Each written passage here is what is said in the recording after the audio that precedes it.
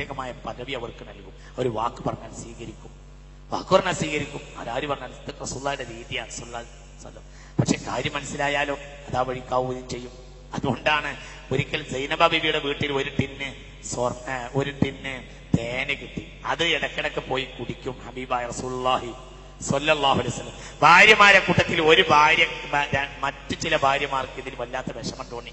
എപ്പോഴും പോയിട്ട് ആഴ്ച സൈനബ ബീവിയുടെ വീട്ടിൽ പോയിട്ട് റസൂലുള്ളാഹി സ്വല്ലല്ലാഹു അലൈഹി വസല്ലം തേന് കുടിച്ചു പോരും. ഇതിങ്ങനെ പതിവായപ്പോൾ മറ്റു ഭാര്യമാർക്ക് ഒരു വിഷമം തോന്നി. അവിടെ കൂടുതൽ ലോഹ്യം കൂടിപ്പോകുവാനായി. ഒരിക്കൽ എന്ത് ചെയ്തു, തേന് കുടിച്ചിങ്ങനെ മടങ്ങി വന്നുകൊണ്ടിരിക്കുക. അപ്പോൾ ഒരു ഭാര്യ പറഞ്ഞു, അവരുടെ പേര് എനിക്കറിയാം, ഞാൻ പറയാത്തത് നിങ്ങൾ ഒരു മോശം വിചാരിക്കാതിരിക്കാൻ വേണ്ടിയിട്ടാണ്. വളരെ പ്രധാനപ്പെട്ട ഒരു ഭാര്യ റസൂലുള്ളാഹിനോട് പറഞ്ഞു, അങ്ങനെ ഒന്ന് ബാക്കിലേക്ക് മാറി കൽപ്പിക്കാം. അങ്ങനെ റസൂലുള്ളാഹി അവരൊക്കെ നമ്മളുടെ ബന്ധമാണ് നമ്മൾ മനസ്സിലാക്കണം. ഒന്ന് ബാക്കിലേക്ക് ഇങ്ങനെ മാറി എന്റെ മാലിക് എന്റെ നിലക്കെന്ന് വെച്ചു.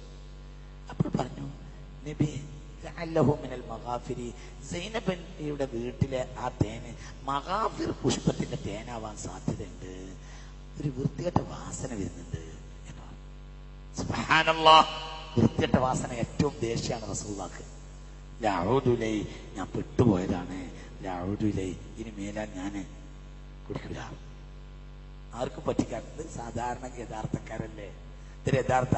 പിന്നെ ഉടനായത്തിറങ്ങി, യാ അയ്യുഹൻ നബിയ്യു ലിമ തുഹർരിമു മാ അഹല്ലല്ലാഹു ലക, അല്ലാഹു നിങ്ങൾക്ക് ഹലാലാക്കിയത് എന്തിനാ? നിങ്ങൾ തബ്തഗി മർളാതി അസ്വാജിക്, ഭാര്യമാരുടെ തൃപ്തിക്ക് വേണ്ടി എന്തിനാ ഒഴിവാക്കുന്നത് നബിയേ?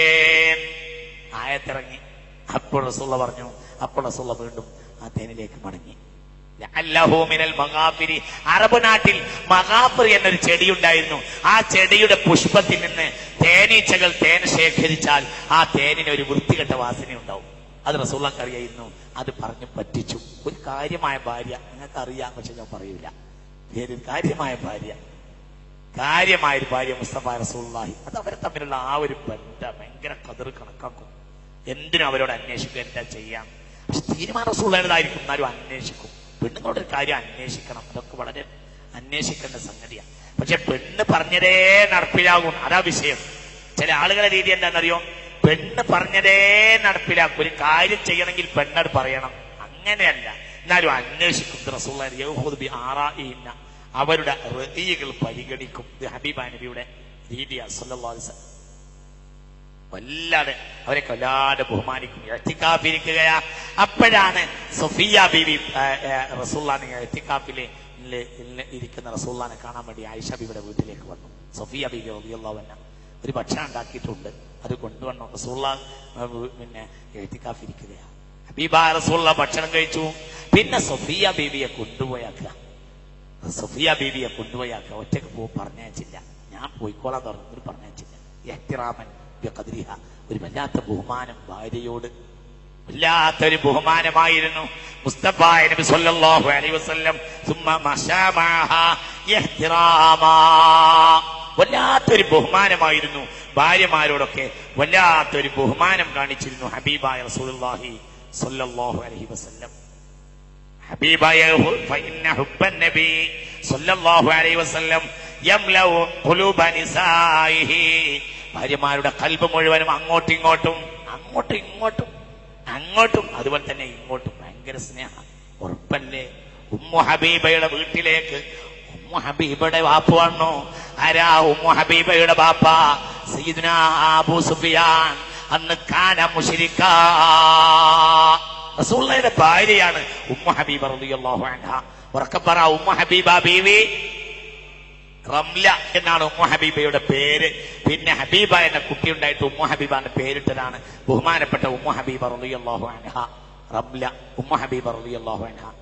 ഹബീബായ റസൂലുള്ളാഹി സ്വല്ലല്ലാഹു അലൈഹി വസല്ലമ തങ്ങളുടെ ഭാര്യ. ആരുടെ മകൾ? മഹാനായ അബൂ സുഫിയാൻ. അന്ന് അബൂ സുഫിയാൻ മുസ്ലിം അല്ല, മുശ്രിക്കാണ്. അവരുടെ അദ്ദേഹത്തിന്റെ മകള്. ഒരിക്കൽ അബൂ സുഫിയാൻ മദീനയിൽ വന്നു.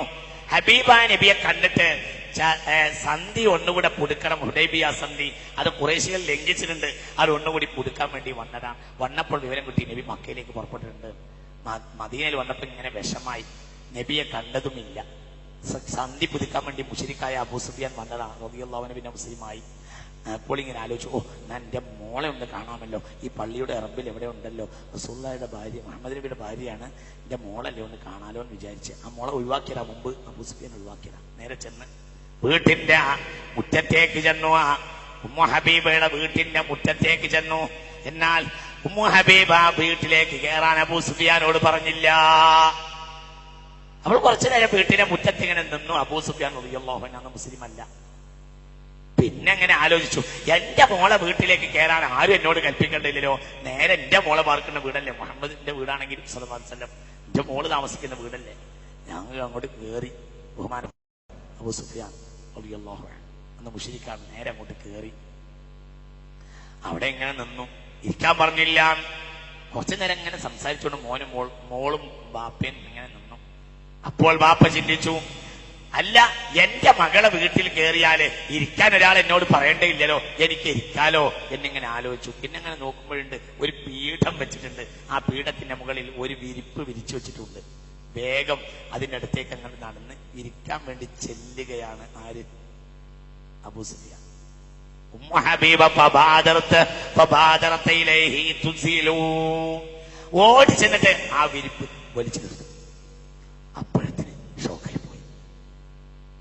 സുബ്ഹാനല്ലാഹ്, തുസീലു അന്നി ഹാദാ നിത്റാൻ മാ തുസാവി അർബഅത ദിറാഹിം അന സയ്യിദു അഹ്ലി മക്ക.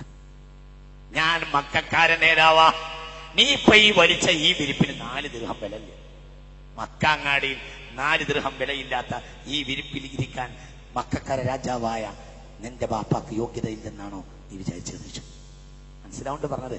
ഭയങ്കര സംഭവമാണ്. നിങ്ങൾക്ക് മനസ്സിലാവില്ലേ പറഞ്ഞത്? മക്കാങ്ങാടിയിൽ ഈ വിരിപ്പിന് 4 ദിർഹം പോലും വിലയില്ല. ആ വിരിപ്പിന്റെ മുകളിൽ ഇരിക്കാൻ എനിക്ക് അധിക അവകാശം, അതിന് യോഗ്യതല്ല എന്നാണോ നീ വിചാരിച്ചത്? ഞാൻ ആരാ? അന സയ്യിദു അഹ്ലി മക്ക. ഞാൻ എന്റെ ബാപ്പ മാത്രമല്ല, മക്കക്കാരുടെ നേതാവായ രാജാവാണ്. എന്നിട്ട് ആ 4 ദിർഹം വിലയില്ലാത്ത ആ വിരിപ്പിന്റെ മുകളിൽ ഇരിക്കാൻ പോലും പെണ്ണെ, മോളെ, എനിക്ക് യോഗ്യതയില്ലേ, നീ എന്തായി കാണിച്ചതിനു ശേഷം? അപ്പോൾ പറഞ്ഞു, ഞാൻ തജ്ലിസു അലാ നിതഇൻ വഅൻത വഅലൈക ഹഖ് അലാ നിതഇൻ തുസാവി 4000 ദിർഹം. 4 ദിർഹമല്ല, 4000 ദിർഹമിന്റെ വിലയുള്ള വിരിപ്പിന്റെ മുകളിലിരിക്കാനും എന്റെ ബാപ്പ ധനാഢ്യനാണ്, കഴിവുള്ളവനും അധികാരിയും അവകാശിയുമാണ്, മക്കക്കാര നേതാവാണ്. പക്ഷേ ഇതിന്റെ പുറത്തിരിക്കാൻ നിങ്ങൾ യോഗ്യനല്ല. എന്റെ ജീവനുണ്ടെങ്കിൽ ഇതിന്റെ പുറത്തിരിക്കാൻ ഞാൻ സമ്മതിക്കുകയില്ല.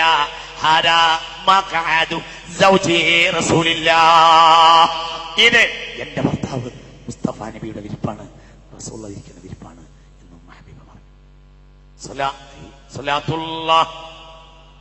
ഇതിലിരിക്കാൻ ഞാൻ സമ്മതിക്കില്ല. അജാരി സ്നേഹം അവർ തമ്മിലുണ്ടായിരുന്നു, വല്ലാത്ത സ്നേഹമായിരുന്നു. ആ സ്നേഹം അങ്ങോട്ടും ഇങ്ങോട്ടും ഹബീബായ റസൂലുള്ളാഹി ഹൈലുകാരിയായ ആയിഷ ബീവിയുടെ മടിയിൽ തലവെച്ചിരുന്ന് കിടന്നിട്ട് വഹുവ യഖറഉൽ ഖുർആൻ. ഹൈലുകാരിയാണ് ആയിഷ ബീവി റളിയല്ലാഹു അൻഹ. മുഅ്മിനീങ്ങളെ അല്ലാഹു നാഫിയായ ഇൽമ തരട്ടെ. ഇവിടെ വളരെ നമ്മൾ ചിന്തിക്കാം. ഹബീബായ റസൂലുള്ളാഹിയുടെ രീതി അങ്ങനെ, ആ ഒരു സ്നേഹം അങ്ങോട്ടും ഇങ്ങോട്ടും വല്ലാത്തൊരു സ്നേഹമായിരുന്നു. ആ വീട്ടിൽ ആരും ആരെയും കുറ്റം പറയാറുണ്ടായിരുന്നില്ല. ആ വീട്ടിൽ വെച്ച് കുറ്റം പറയും. ഒരിക്കൽ സഫിയ ബീവിയെ പറ്റി ഒരു വാക്കൊന്ന് പറഞ്ഞു പോയി ആയിഷ ബീവി റളിയല്ലാഹു അൻഹ. ഇന്ന സഫിയ കദാ വകദാ. സഫിയ ഏതായാലും കുറച്ച് വലിപ്പം കുറവായിരുന്നു സഫിയ ബീവി റളിയല്ലാഹു അൻഹ. ഒരു വാക്ക് പറഞ്ഞു പോയി. ഇന്ന സഫിയ കദാ വകദാ. സഫിയ എങ്ങനെയൊക്കെ അല്ലേ നബിയാൻ. യുഷീർ ബിയദിഹ, കൈകൊണ്ട് ഇങ്ങനെ ഒന്ന് കാണിച്ചു. സഫിയ അത്രയല്ലേ ഉള്ളൂ നബിയാൻ, വലിയൊരു മനുഷ്യനെന്തിനാ സഫിയെ പോലത്തെ ഒരു പെണ്ണ്. അപ്പോൾ പറഞ്ഞു, ഖുൽതി കലിമതൻ ലൗ മുസിജത് ബിമാഇൽ ബഹരി ലമസജതുഹു. ആയിഷ, നീ ഇപ്പോൾ പറഞ്ഞ ആ വാക്യങ്ങാനും കടൽ കൊണ്ടുപോയിട്ടാൽ കടൽ കലങ്ങാൻ അത് മതിയാകുമെന്ന് പറഞ്ഞു ഹബീബായ റസൂലുള്ളാഹി. കുറ്റം പറയാൻ സമ്മതിക്കില്ല. ഒരാളെ പറ്റി കുറ്റം പറയാൻ സമ്മതിക്കില്ല. ഒരിക്കൽ സഫിയ ബീവി പുണ്യനബി വഫാത്തിന്റെ സമയത്ത് കിടക്കുകയാ. അപ്പോൾ സഫിയ ബീവി വിഷമത്തിൽ പറഞ്ഞു പോയി, നബിയെ, അങ്ങേക്കുള്ള ഈ രോഗം ഞങ്ങൾക്ക് കിട്ടിയെങ്കിൽ എത്ര എണ്ണായിരുന്നു. അങ്ങ രോഗത്തിന് ഒഴിവായിട്ട് ഞങ്ങൾക്ക് ആ രോഗമായിരുന്നു എത്ര എണ്ണായിരുന്നു. അപ്പോൾ മറ്റുള്ള ഭാര്യമാരെന്ത് ചെയ്തു? ഇടം കണ്ടിട്ട് ഇങ്ങനെ സഫിയയെ ആ വാക്ക് കുറച്ച് ആളാകലാണോ എന്ന് എനിക്ക് ഇങ്ങനെ ഒന്ന് കണ്ണിട്ട് നോക്കാൻ തുടങ്ങി. മനസ്സിലായില്ല? നബിയെ നിങ്ങൾക്കുള്ള ഈ രോഗം ഞങ്ങൾക്ക് കിട്ടിയിരുന്നെങ്കിൽ എത്ര നന്നായിരുന്നു നബിയെ എന്ന് പറഞ്ഞു സഫിയ ബീവി. മരണരോഗത്തിന് വേറുള്ളവരിന്ന് കണ്ണിട്ട് നോക്കി ആരോ ഒന്ന് രണ്ട് കുശുകുശു പറയിച്ചിരുന്നു. അപ്പോൾ റസൂലുള്ള ഫീ മറദിഹി അലനിഹി ഭയങ്കര വേദനയെ കിടക്കാം. അപ്പോൾ മെല്ലെ പറഞ്ഞു ഒന്ന് വായ കഴുകി വന്നോളൂ എന്നാണ്. ഒന്ന് വായ കഴുകി വരി എല്ലാവരും, ഒന്ന് ഒന്നെടുത്ത് വരി എല്ലാവരും, നിങ്ങളെ കണ്ണും മുഖം വായി നാശായിപ്പോയി എന്ന് ഹബീബാനബി പറഞ്ഞു. ഒരാളെ ഒരനാവശ്യം അങ്ങോട്ടും ഇങ്ങോട്ടും പറയാൻ മുസ്തഫാ നബി സമ്മതിക്കൂല. ഒരാളെ അവകാശത്തിലുള്ള കൈയിടാൻ സമ്മതിക്കൂല. ഇതായിരുന്നു ഹബീബായ റസൂലുള്ളാഹിന്റെ വീട്ടിന്റെ ഏറ്റവും ഉദാത്തമായ വീട്ടിന്റെ സ്നേഹം. അത്ര വലിയ സ്നേഹമായിരുന്നു അവർ തമ്മിലുണ്ടായിരുന്നു. ഭാര്യമാരും ഭർത്താവും വല്ലാത്തൊരു സ്നേഹം അവർക്കിടയിലുണ്ടായിരുന്നു. ആ ജീവിതം സന്തോഷത്തിന്റെ ജീവിതമായിരുന്നു. ആ ഹബീബിന്റെ ജീവിതത്തെ അങ്ങനെ തന്നെ അവർ സ്വാംശീകരിക്കുകയും ചെയ്തിരുന്നു. ആ വീട്ടിന്റെ ജീവിതം ലളിതമായിരുന്നു. മുസ്തഫ നബി സല്ലല്ലാഹു അലൈഹി വസല്ലമ തങ്ങളുടെ വീട്ടിന്റെ ഒരുപാട് ആദാബുകൾ, ചുറ്റുപാടുകൾ ഒരുപാടുണ്ട് പറഞ്ഞാൽ തീരില്ല. ആ വീട്ടിലൊരാൾക്ക് പുതുവസ്ത്രം കിട്ടിയാൽ ആദ്യം അത് ധരിക്കുക വെള്ളിയാഴ്ചയായിരുന്നു.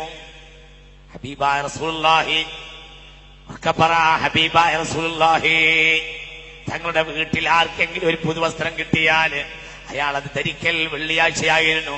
തനിക്കോടന്റെ 9 ഭാര്യമാരിൽ ആർക്കെങ്കിലും ഒരു പുതുവസ്ത്രം ലഭിച്ചാൽ അത് വെള്ളിയാഴ്ചയാണ് ധരിച്ചിരുന്നത്. അല്ലെങ്കിൽ പെരുന്നാളിന് വെള്ളിയാഴ്ച ധരിച്ചേ അവർ ആരംഭിക്കുകയുള്ളൂ, അല്ലെങ്കിൽ പെരുന്നാളിനാണ് ധരിച്ചാരംഭിക്കുക. വെള്ളിയാഴ്ച ധരിക്കൽ റസൂലുള്ളാഹിക്ക് ഭയങ്കര ഇഷ്ടമായിരുന്നു സല്ലല്ലാഹു അലൈഹി വസല്ലം.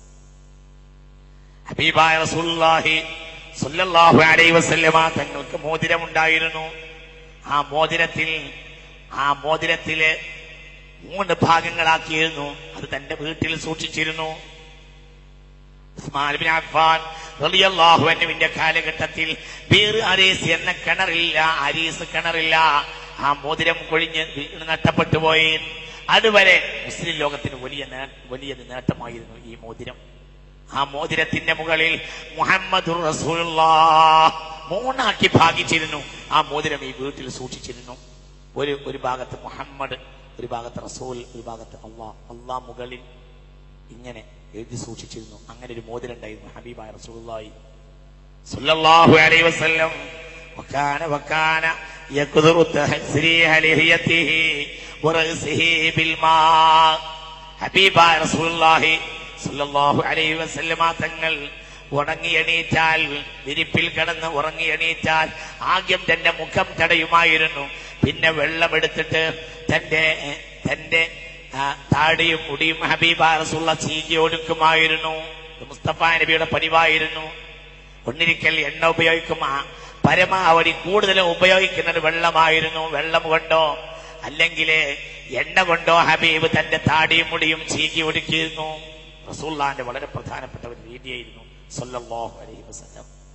ഹബീബായ നബി സല്ലല്ലാഹു അലൈഹി വസല്ലമ തങ്ങളുടെ ഇബാദത്ത്, പ്രിയപ്പെട്ട മുഅ്മിനീങ്ങളെ, ആ വീട്ടിൽ അലിഫ് ലാം മീം സജ്ദ ഓടാതെ ഒരാൾ കടന്നുറങ്ങിയിരുന്നേ ഇല്ല. തബാറക ഓടാതെയും അലിഫ് ലാം മീം സജ്ദ ഓടാതെയും ആ വീട്ടിൽ ആരും ഉറങ്ങിയിട്ടില്ല. റസൂലുള്ളാഹിന്റെ വീട്ടിൽ സല്ലല്ലാഹു അലൈഹി വസല്ലം അലിഫ് ലാം മീം സജ്ദ ഓടും, സൂറത്തുൽ ഇസ്രാ ഓടും, സൂറത്തുൽ സുമറ ഓടും.